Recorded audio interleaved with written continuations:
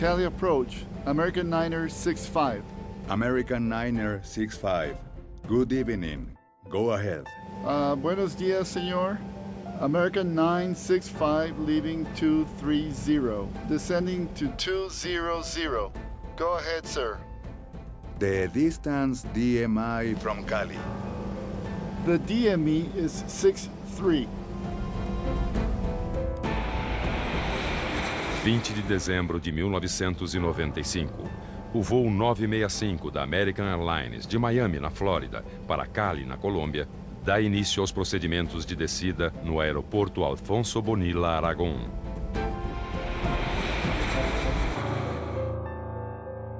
American Niner 65. Distance now.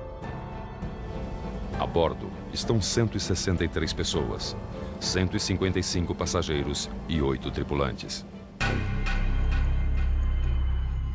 Próximo ao horário previsto para o pouso, o controle de Cali perde contato com o avião da American Airlines. Roger, distance now. Por volta das 10 horas da noite, o chefe da Defesa Civil de Cali, na Colômbia, é avisado. A notícia era de que, já na aproximação final, a comunicação com o avião tinha se perdido completamente, o que sugeriu imediatamente que havia ocorrido um acidente.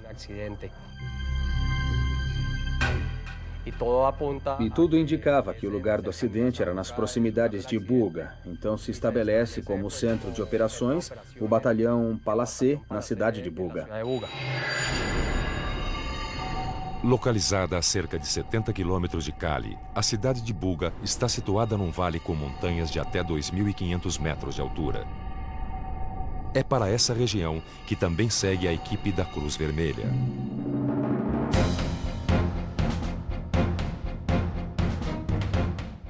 Eu vim até aqui, até a sede da Cruz Vermelha.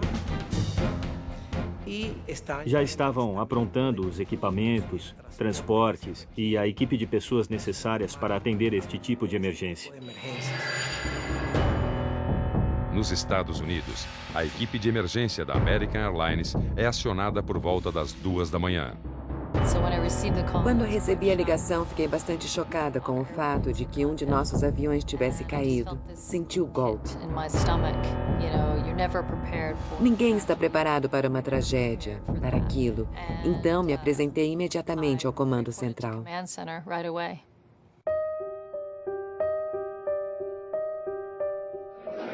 Muy buenas tardes, nos encontramos en el Aeropuerto Internacional de Miami. Este es el ambiente que se vive al frente del mostrador de la aerolínea American, como pueden darse cuenta. Tinha muita confusão no aeroporto. Muita gente entrando, saindo. Vimos muitos familiares chegando para tentar saber o que tinha acontecido.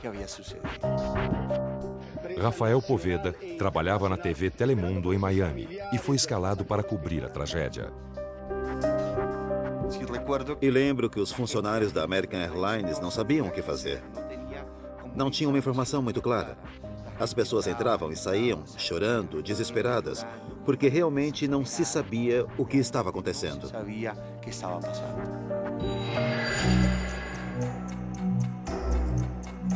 Nas primeiras horas da manhã, as equipes de resgate começam a se deslocar para a montanha El Delúvio, localizada a leste de Buga. Neblina, ou seja, no local o morro está envolto em nuvens e chuva. Não era um dia ideal para entrar no local, era complicado. Os helicópteros não podiam chegar ao local se houvesse neblina.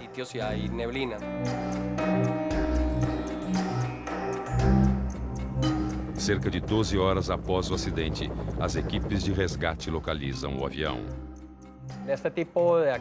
Neste tipo de acidente, considerando o local, ou seja, um avião deste tamanho, chocar-se de frente contra uma montanha assim é pouco provável que tenha sobreviventes. Quando o resgate chegou ao local e viu uma pessoa ali, se presumiu que era alguém da região que tinha subido lá. Então esse homem falou: "Não, eu sou passageiro, eu vinha neste voo." A informação surpreende as equipes de resgate.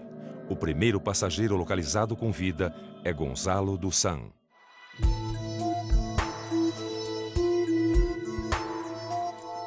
Caminhava praticamente como que conduzido pela mão de alguém, porque não conseguia ver onde estava minha filha. E em dado momento, cheguei até minha filha, até onde saía a voz dela, e a toquei seu peito, e tentei levantá-la, mas ela me disse: papai, papai, meus pés doem muito. Então voltei e a deixei sentada, e tentei sair do avião para pedir ajuda. Para pedir auxílio? Michele, filha de Gonzalo, tinha apenas 6 anos na época do acidente. Eu lembro que estavam chamando por mim. Me chamavam para me encontrar. E tentaram me tirar porque eu estava enterrada, da cintura para baixo, com um cinto. Então demoraram 13 horas para me encontrar e umas 3 horas para me tirar de lá. 3 horas em sacar-me. Eu lembro que lá fazia muito frio e só me lembro das vozes que gritavam por mim e eu gritava: socorro, socorro, por favor, me ajudem. Eu tinha muita sede, então eles me davam água com algodão, gotinhas de água. E quando eu cheguei ao hospital, só ouvia muito barulho. Eu gritava por minha mãe, porque pensava muito que minha mãe estava lá. Mas não, ela não estava. Pero não. A mãe e o irmão de Michele também estavam no voo, mas não sobreviveram. Ela e o pai são 2 dos 4 sobreviventes do voo 965. Além de um cachorro, que ganhou o nome de Milagro. As equipes de resgate se concentram agora na busca por pistas, e um grupo de investigação é formado na Colômbia e nos Estados Unidos. Depois que me chamaram, fiz os contatos necessários com a NTSB nos Estados Unidos e com a equipe de investigação da Colômbia. Eu atuava como diretor da investigação pela Aeronáutica Civil e a NTSB tinha um diretor de sua própria investigação. Unimos os 2 grupos para iniciar o trabalho. O colombiano Orlando Jiménez e os investigadores americanos da NTSB seguem para o local do acidente. Era um local montanhoso, rochoso e um pico muito elevado, onde o avião acabou se impactando. Hizo contacto.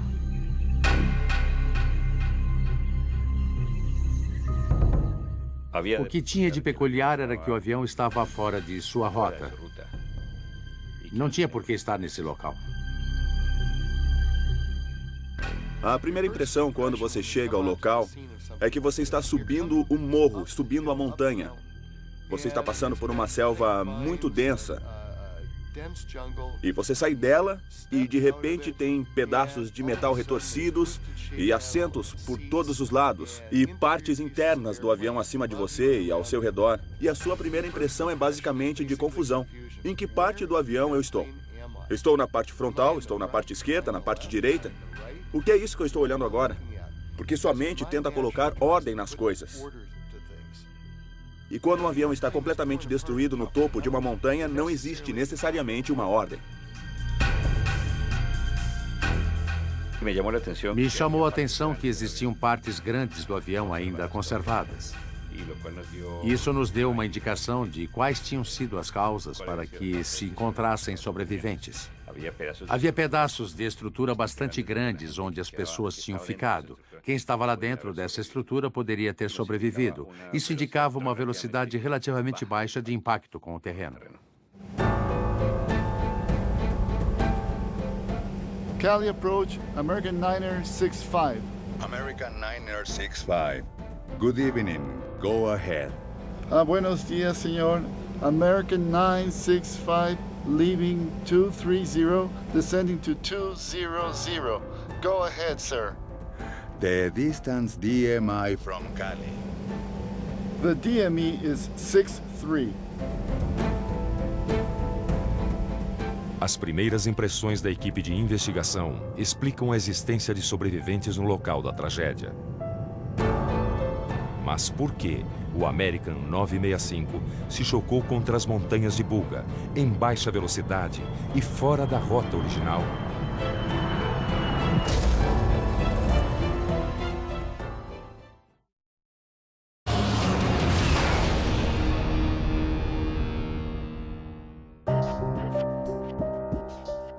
Às vésperas do Natal de 1995, a cidade de Cali, na Colômbia, está mergulhada em tristeza e indignação.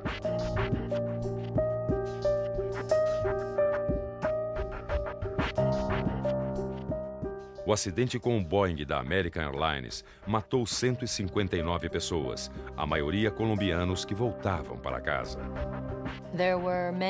Havia vários familiares procurando por seus entes queridos. E todos estavam bravos, chateados, muito tristes.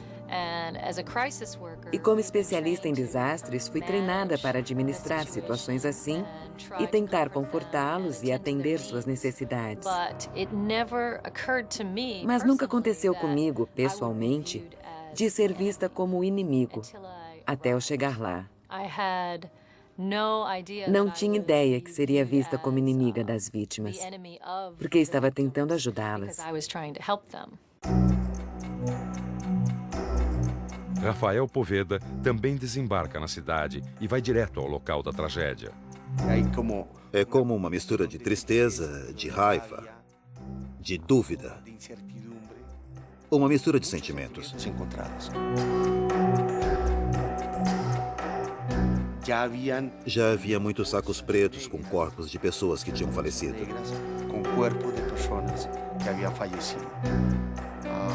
Era uma cena bastante complicada. Acho que esta foi uma das histórias mais tristes que tive que cobrir na minha vida.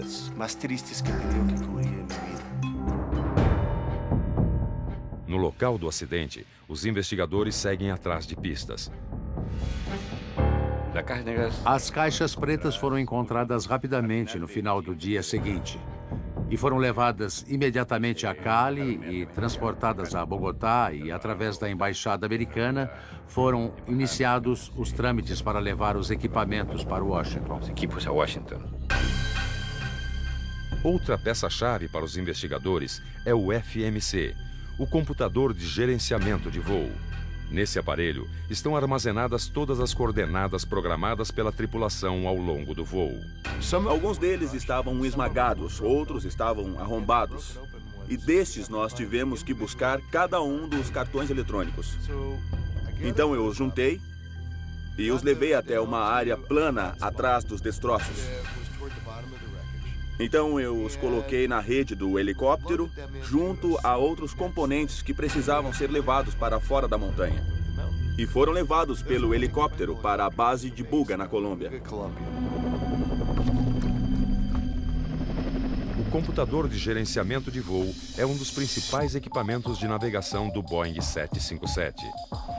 A aeronave era nova e moderna. Havia voado pela primeira vez em agosto de 1991, apenas 4 anos antes da tragédia. O avião tinha todos os seus componentes operantes, estava cumprindo com os requisitos da navegação aérea, de aeronavegabilidade.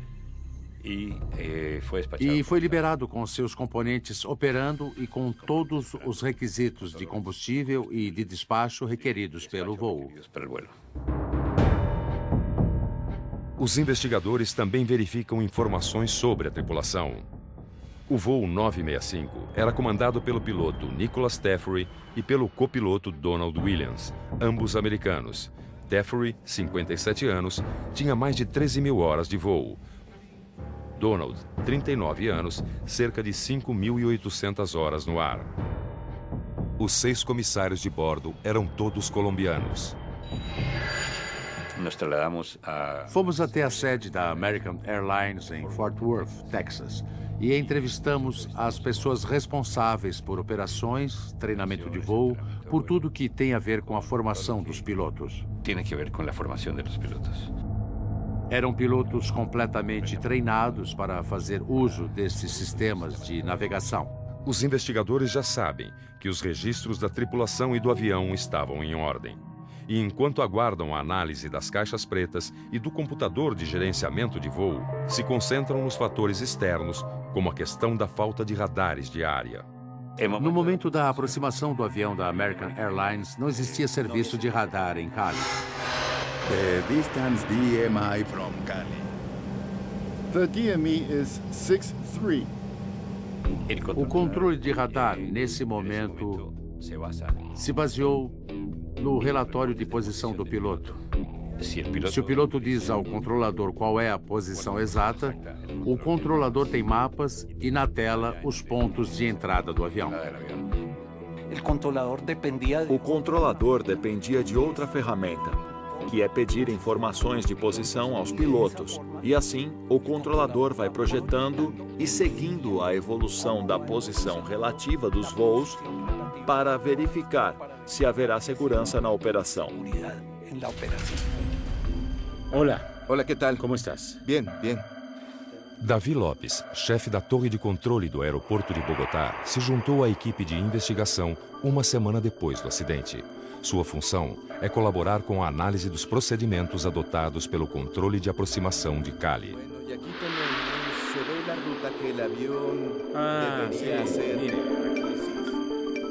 A primeira descoberta de Davi Lopes foi que antes do início da aproximação, a torre de controle oferece ao piloto uma pista alternativa. Sir, the wind is calm. Are you able to approach runway 19er?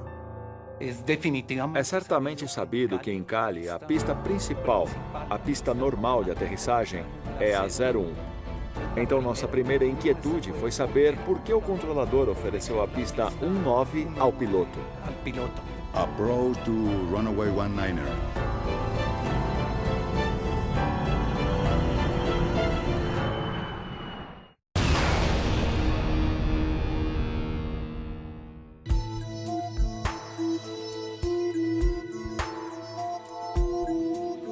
Venía por la pista 1 y se cambió por la pista 19. Os investigadores do acidente com o voo 965 da American Airlines entrevistam o controlador de Cali. Eles querem saber por que foi sugerido uma outra pista para pouso minutos antes da aproximação. Sir, the wind is calm. Are you able to approach runway 19er? Yes, sir. We'll need a lower altitude right away, though. Roger, American 965 is cleared to VOR DMI. Approach to runway 19er. Rosso number 1 arrival.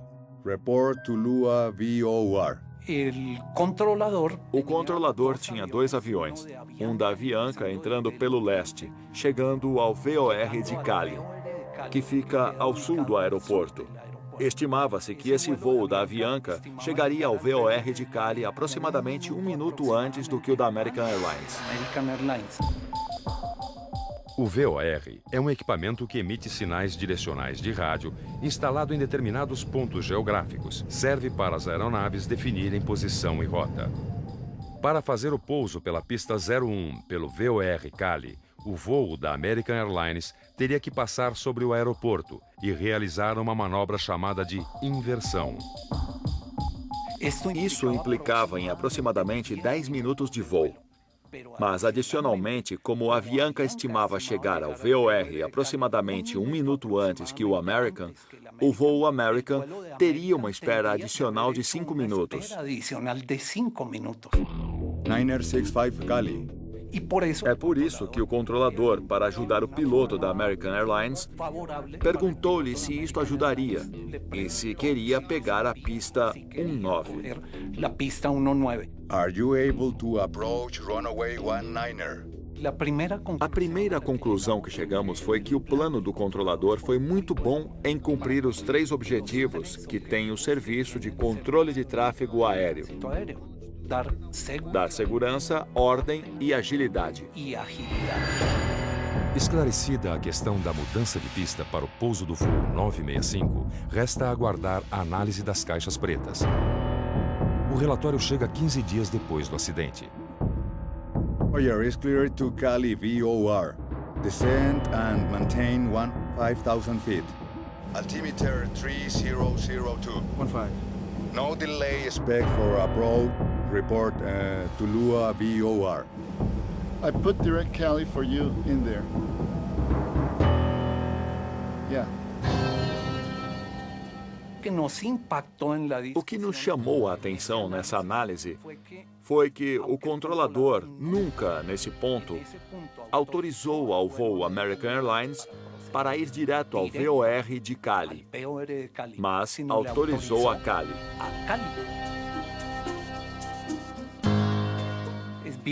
É sabido que, em um aeroporto localizado em uma região muito montanhosa, os voos têm suas rotas geralmente traçadas para que sejam corredores entre as montanhas de cada lado. Então, quando um voo está operando abaixo dos 20 mil pés, não se pode autorizar que o piloto voe fora da rota, direto de um ponto a outro. É necessário que siga a rota completa. E a rota que o voo 965 deveria cumprir até Cali, independente da pista pela qual efetuaria o pouso, passava obrigatoriamente pelo VOR Tuluá, uma estação de radioajuda localizada a cerca de 100 quilômetros do aeroporto. Sir, the wind is cold. Are you able to approach runway 19er? Yes, sir. We'll need a lower altitude right away, though. As gravações revelam que a tripulação parece não ter certeza sobre o que fazer ao aceitar o pouso pela pista 19. Os investigadores se questionam se houve dificuldade de comunicação entre a torre e os pilotos.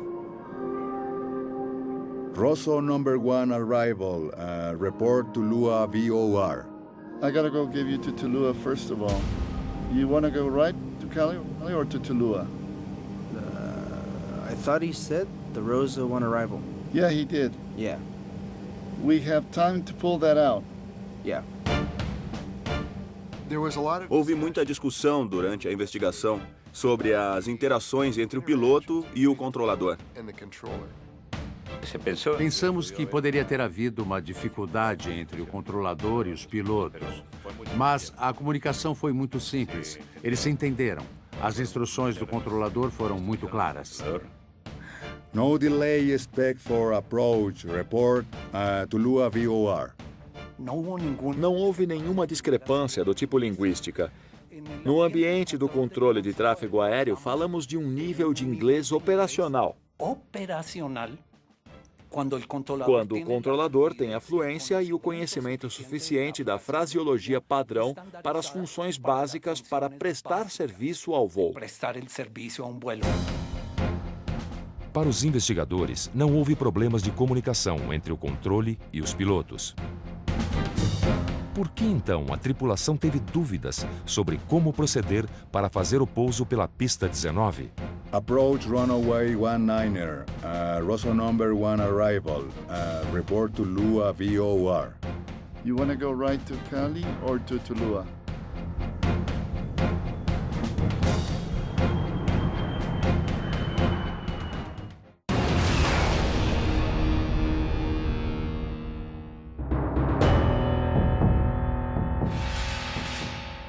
A equipe de investigação reúne as peças que tem em mãos para entender por que um avião da American Airlines, com destino a Cali, na Colômbia, bateu em uma montanha poucos minutos antes do pouso. O conteúdo das caixas pretas indica falha durante o procedimento de aproximação. Approach to runway 19er. Rosso number 1 arrival. Report Tulua VOR. Clear the VOR, DME to 19, Rosa 1 arrival. We'll report the VOR. Thank you, sir. Depois que o piloto aceitou proceder direto a Cali pela pista 19, ele ficou surpreso com as reiteradas perguntas do controlador, solicitando que notificasse Tuluá. Rosso number 1 arrival. Report Tulua VOR. Clear the VOR, DME to 19, Rosa 1 arrival. We'll report the VOR. Thank you, sir. Report Tulua VOR. Roger, Tulua VOR. I gotta give you to Tulua first of all. You wanna go right to Cali or to Tulua? I thought he said the Rosa One arrival. Yeah, he did. E foi então que começamos a questionar se eles deveriam ter notificado o VOR de Tulua ou como deveriam conduzir a aproximação Roso. Isso porque Roso é ao mesmo tempo uma estação terrestre e também um procedimento de aproximação. Então houve uma confusão por isso. A rota padrão de chegada a Roso é simplesmente um trecho direto desde o VOR de Tulua, e que depois os conectaria com o procedimento de aproximação por instrumentos até a pista 19. Então era importante que o voo tivesse passado sobre Tulua para se manter no eixo nominal desta rota padrão de chegada Roso 1. Tulua 1, Roso, there it is. See? That comes off Tulua. Na maior parte do mundo, o primeiro ponto de chegada para aterrissar em um aeroporto, a primeira estação terrestre, dá nome ao procedimento de chegada desse aeroporto. No aeroporto daquele país, infelizmente, era diferente. Roso estava perto da pista e era o final do procedimento.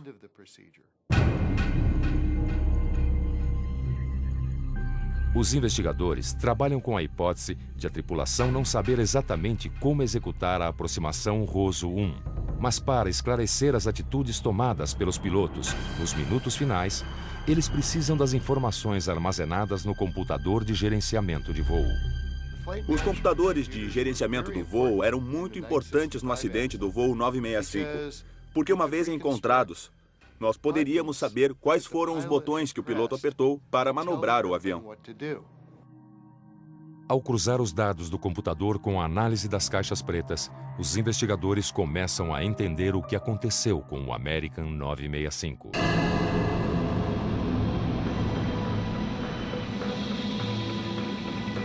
I put direct to Cali for you in there.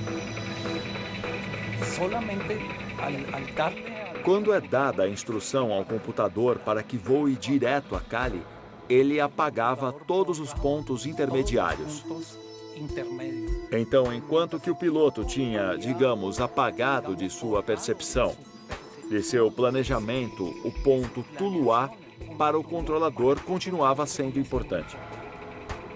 Sir, the wind is calm. Are you able to approach runway 19er?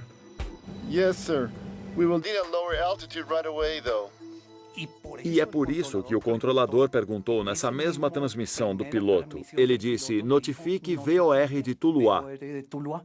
Approach runway 19er. Rosso number 1 arrival. Report Tulua VOR. Para o piloto, não estava claro que já havia passado do lado de Tulua. Revisando as transcrições das comunicações, vemos que a maior parte do tempo o piloto estava fora de posição, ainda tentando identificar qual era a sua posição em relação a Tulua. E mais ainda, tentando levar o avião a Tulua. Tulua 1, Roso, there it is. See? That comes off Tulua.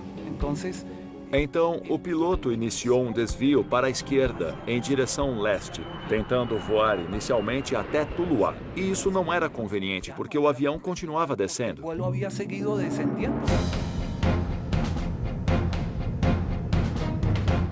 are we going? 1, 2, come to the right. Let's go direct to Cali. O piloto, depois de tentar sem sucesso voltar a Tulua, decidiu ir até Cali. E depois de 1 minuto e meio aproximadamente, o piloto não tinha realmente avançado até Cali. Sem perceber, tinha feito um semicírculo, voando quase que na mesma distância, equidistante de Cali. E estava a 37 milhas somente. American 965, distance now. Okay, we're 37 DME and 10,000 feet. Okay, we're in good shape now. Mas poucos segundos após falar com o controlador, o comandante se dá conta de que não está indo na direção correta. Come to the right now, right now! Agora, como o tempo todo tinha se falado em realizar a aproximação padrão Rosso 1, finalmente o piloto chegou à decisão de solicitar voar até Rosso. Why don't you just go direct to Rosa then, all right? Okay, let's. I'm going to put that over you.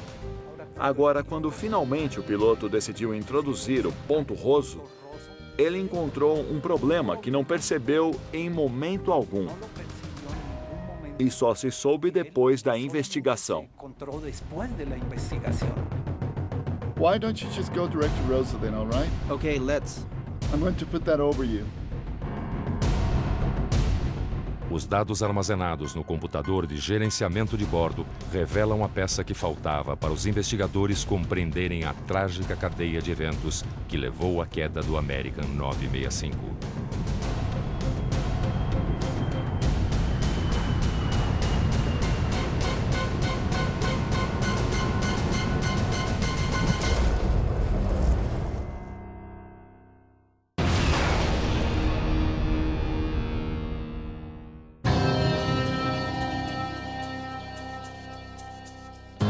Os investigadores finalmente montam o quebra-cabeças do acidente com o American Airlines 965 nas montanhas de Buga, na Colômbia.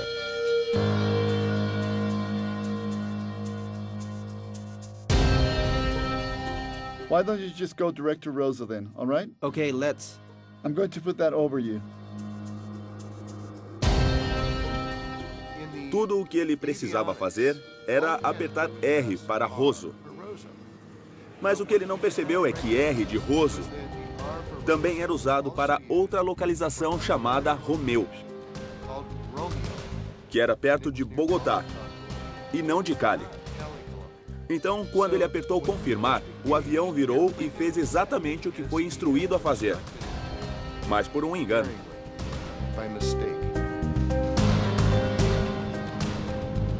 O avião ainda estava descendo e virou em direção a Bogotá, afastando-se de Cali. E continuou descendo. E foi descendo por trás da montanha sem que os pilotos percebessem.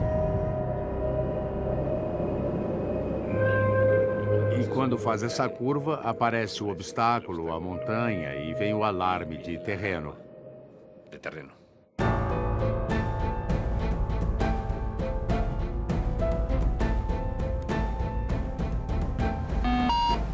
Oh my God! O GPWS, Ground Proximity Warning System, soou apenas a 6 segundos do impacto. Neste momento, o comandante dá a ordem ao copiloto para que efetue a manobra evasiva de terreno, o que o copiloto faz muito rapidamente. Muito rápido. It's okay. Okay, easy does it, easy. Mas como o alarme continuava dando aviso de proximidade de terreno, então o comandante volta a mandar o copiloto posicionar o nariz do avião mais para cima para tentar passar por cima do obstáculo.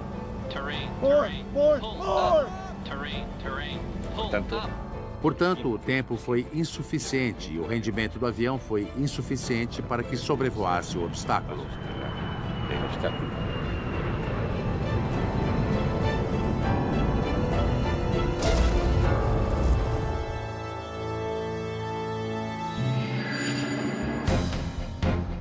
E para entender o porquê da falta de rendimento do avião, os investigadores voltam a analisar o momento em que a tripulação inicia o procedimento de descida. Sir, the wind is calm. Are you able to approach runway 19er? Would you like to shoot the 19 already? Yeah. We will have to scramble to get down. We can do it. Yes, sir. We'll need a lower altitude right away, though. Ao aceitar o pouso pela pista 19, a tripulação aciona os speed brakes, dispositivos aerodinâmicos localizados nas asas, que ajudam o avião a descer mais rapidamente sem precisar aumentar a velocidade. Foram feitos testes em simuladores de voo. Estabeleceu-se que o speed brake produz um arrasto no avião, uma resistência, o que tira sua sustentação, obviamente.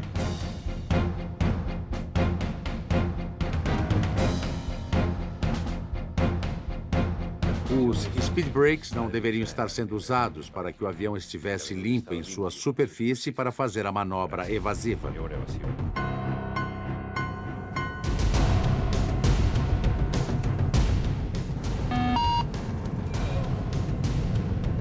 Terrain. It's okay. Easy. Terrain. Pull up. Terrain. Pull up. Terrain. Pull up.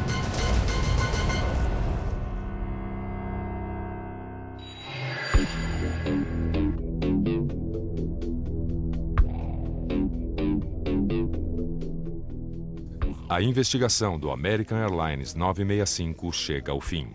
Desde que nós fomos até lá e encontramos as caixas pretas e extraímos sua informação no fabricante, escrevemos os relatórios e fizemos toda a coordenação com o governo da Colômbia. Passou-se mais ou menos um ano de investigação.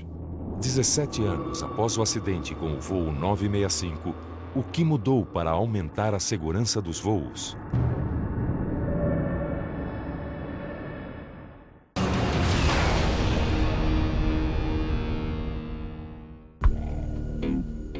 O acidente com o Boeing da American Airlines na Colômbia, que matou 159 pessoas, colocou em discussão uma série de procedimentos de segurança de voo e provocou mudanças na tentativa de evitar novas tragédias como essa.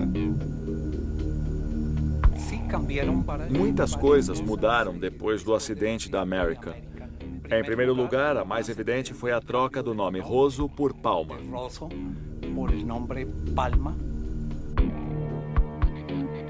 O nome do procedimento de aproximação para a pista 19 também foi mudado de Rosso 1 para Tuluá 1.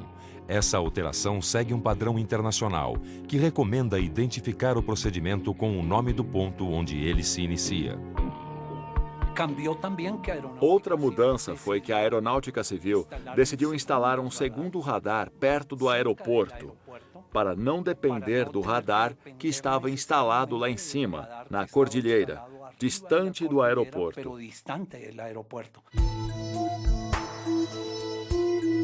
What's your altitude and the DMI from Cali? E apesar da comunicação em inglês entre controlador de voo e pilotos ter sido descartada entre as causas do acidente, as autoridades colombianas apontaram a necessidade de melhora na fluência do idioma.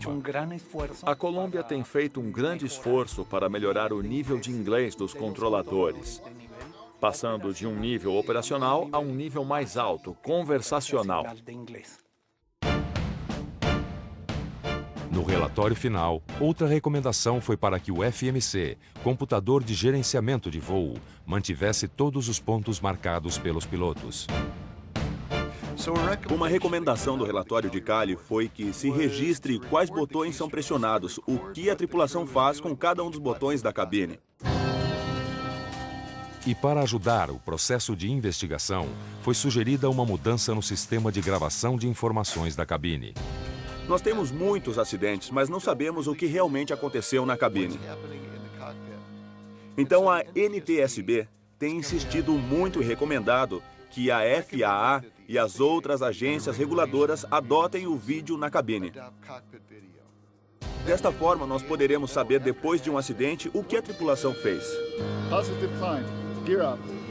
Quais botões foram apertados? Com câmeras nas cabines, saberemos o que o piloto viu, não aquilo que achamos que foi mostrado pelo gravador de dados do voo.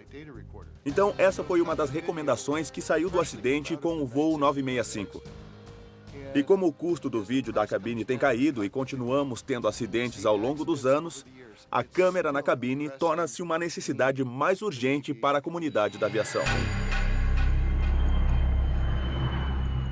Terrain. Pull up. Terrain. Pull up. It's okay. Terrain. Okay. Pull up. Easy does it. Easy does it. Terrain. Pull up. Entre outras recomendações, está a de que a indústria aeronáutica melhore o alerta de proximidade de terreno dos aviões, colocando um que dê um tempo maior de alerta e antecipe obstáculos aos pilotos. Na minha opinião, esta foi a mais importante de todas. Desde 2002, Todos os aviões com mais de 6 passageiros são obrigados a ter um avançado sistema de alerta de presença de terreno. Ao mesmo tempo, foram feitas algumas recomendações à companhia American Airlines baseadas nesta experiência. Reformar certos sistemas de treinamento, de informação aos pilotos nas operações na América do Sul. E foram recomendados procedimentos de coordenação de ambos os pilotos para que nenhum ficasse de fora do loop de voo em um momento crítico como esse da aproximação. Em geral, foram essas as recomendações que deveriam ser feitas. Nós não fazemos leis. O que nós fazemos são recomendações, recomendações de segurança para mudar as coisas no futuro. E como somos uma agência independente, a NTSB pode fazer recomendações endereçadas aos reguladores, como a FAA. Podemos fazê-las às companhias aéreas, como a American Airlines, ou aos fabricantes, como a Honeywell. Podemos fazê-las a outros países, porque nós nos preocupamos com o acidente e com o que é necessário para evitar que ele volte a acontecer. Para Michele e Gonzalo dos San, 2 dos 4 sobreviventes desta tragédia, a vida também cobrou duras mudanças. Impressionante, porque apesar de que era muito criança, sentia muita falta da minha mãe, do meu pai e todo o trauma que nos causou. Estivemos em reabilitação muito tempo, então fui afetada nesse sentido. A falta da minha mãe, porque ela não estava lá. Então foi muito difícil para mim crescer sozinha. O que a gente passou foi algo muito forte. A perda de um ente querido em um desastre aéreo causa um impacto emocional e físico. Agora sim eu posso voar sem medo de aviões. Mas com meu pai é diferente. Depois do acidente, meu pai até hoje, não tanto como antes, ainda fica nervoso quando viaja.